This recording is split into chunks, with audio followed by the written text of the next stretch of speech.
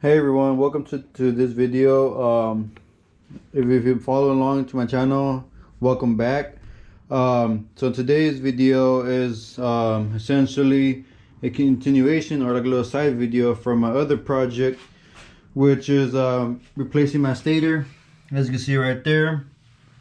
So a little backstory, if you haven't seen my other video, I'm actually be making a two-part video. One is tearing everything apart, and the second one will be reinstalling and putting everything back together.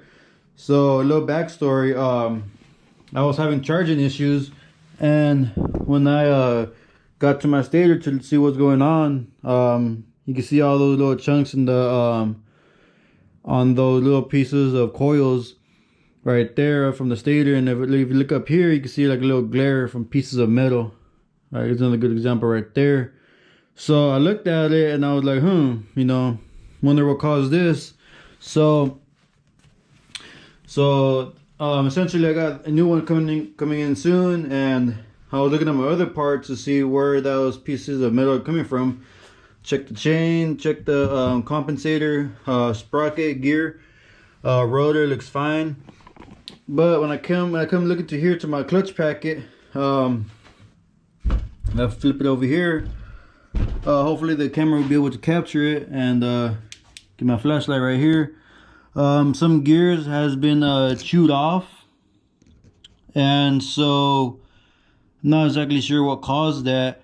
Hopefully it catches on the camera. And so essentially pieces of my gear basically came out. Some teeth broke out and went all over my primary, and essentially burning out my stator, causing that to happen. So essentially in this video, since it's aside from my other project, is basically gonna be going over your clutch packet. So essentially what I'm gonna start doing right now is pulling all these bolts. And as always guys, I'm not no expert mechanic, not certified. I just go off based on what I know. Also the handy dandy manual. Alright guys, so now I have removed the bolts from this clutch assembly. So here is all the diagram. Here's what everything is in between. Here's all this is here. If you have a CVO model, and here you go. But here is non-CVO models. So essentially now that I have these bolts removed, set to the side right here, don't lose them.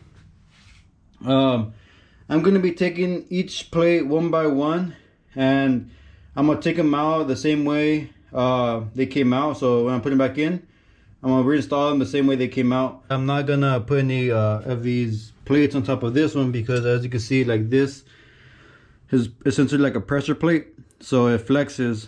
So I'm not going to put any pressure on this one, so I don't want to put any unnecessary weight on it, because it's not in use right now. So I rather put everything to the side how it is, and when I take the plates off, I'm taking them one by one, or maybe the whole thing all together. And again, I'm gonna keep them together and reinstall them the same way. If you're putting a new clutch plates in here, then you guys could just pop them all out and put them all in. Again, this is just about my situation, so I'm going to be checking each plate for metal or any kind of debris from this whole gear, whatever happened. Alright guys, so I have now flipped my whole clutch hub aside, and I just want you guys to hear the bearing as I spin it. Hopefully the camera could capture the sound.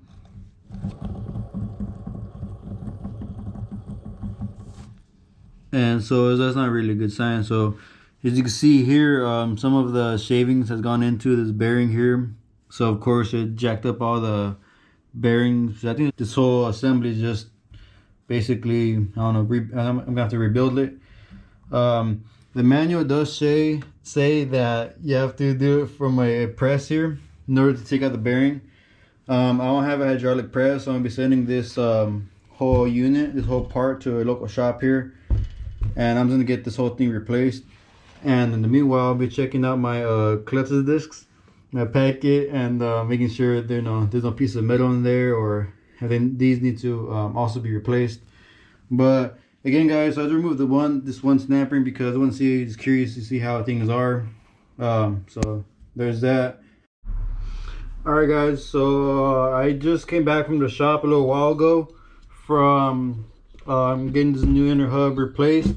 So basically I kept the whole packet together, just got a new inner hub.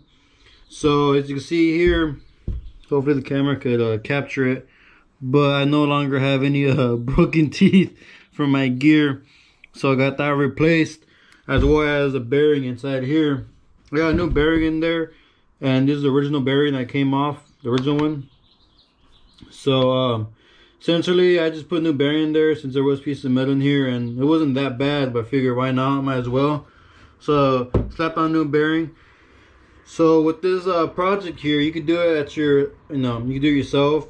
If you guys have a hydraulic press, just follow your manual, see what it says, but remove the snap rings and then just push this out, and essentially you can rebuild it yourself.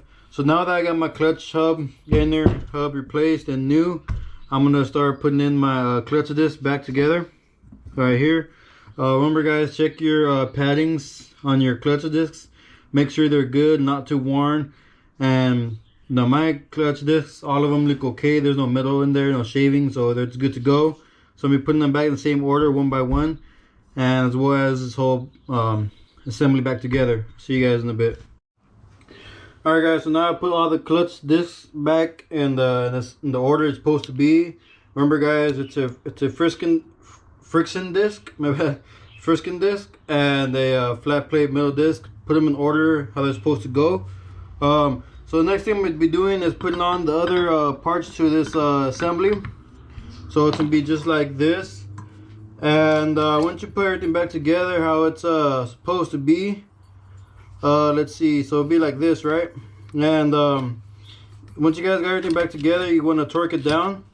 The book calls for, let's see here, the book calls for, hopefully you can see in the camera, so it's saying to put the bolts in the crossing pattern on diaphragm spring, which would be this one, at 90 to 110 inch-pounds, or 10.2 to 12.4 newton meters if you use that. So once you do that, make sure you torque it down and go like cross pattern like the book says. Alright guys, so basically once you got your bolts cleaned up, I'm adding a little bit of Loctite to these threads. It's a good habit to have. It's a nice little step to use, lock thread, thread locker, my bad. And it helps, keep your bolts in place.